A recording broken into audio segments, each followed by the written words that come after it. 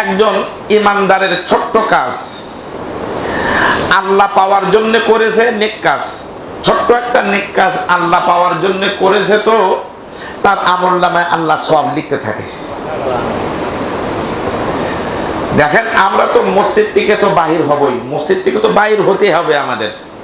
তো বাহির হওয়ার সময় সুন্নত তরিকায় রাসূলুল্লাহ সাল্লাল্লাহু আলাইহি ওয়াসাল্লামের মহব্বতে আগে বাম পা দিয়ে বাহির হলাম। এই যে সামান্য একটু হরকত করলো, বাইর তো হতেই হবে, তবে সুন্নত মতে সে কি করলো, বাম পা বাহির দিয়েই মসজিদ থেকে বাহির হলো। ওই ব্যক্তির আমল নামায় কি লিখলো, সব আল্লাহ লিখে দেন।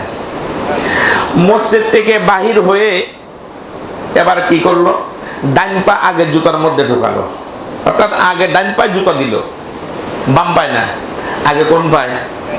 জুতো তো পড়তেই হবে আমার।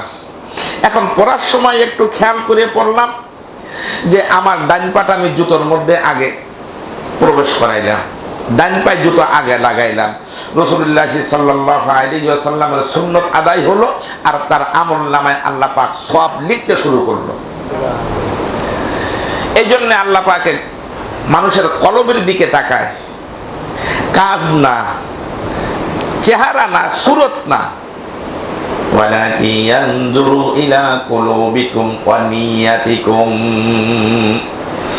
আল্লাহ তাকান বান্দার কলবের দিকে আর বান্দার নিয়তের দিকে।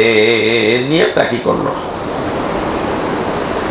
দুনিয়ার সব কাজ করবে বান্দা, তবে যদি একটু সুন্নত মতে কাজটা আদায় হয়ে যায়, সুন্নত মতে কাজটা আদায় হয়ে যায়, তো কি হলো, সব লেখা শুরু হয়ে গেল।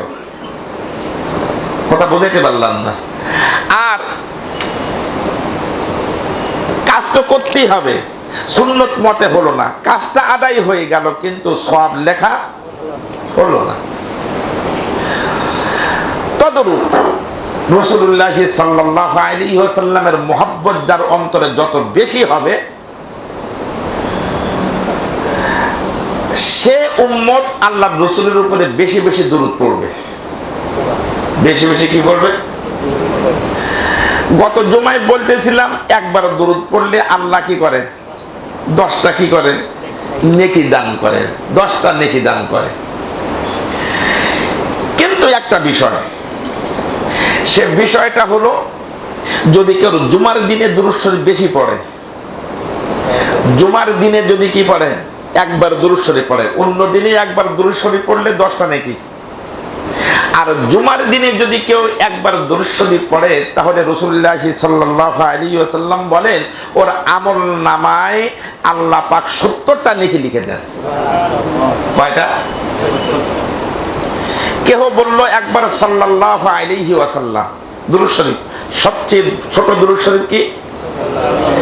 নামাজের মধ্যে আমরা যে দুরূদ শরীফ আদায় করি, এই দুরূদ শরীফ লম্বা দুরূদ শরীফ।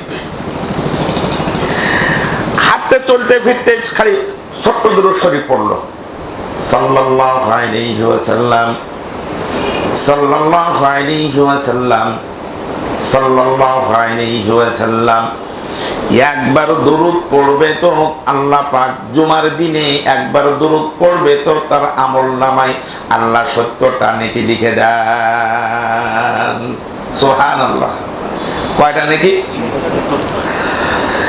মিরকাতুল মাফাতিহ, দ্বিতীয় খণ্ড, 270 পৃষ্ঠা।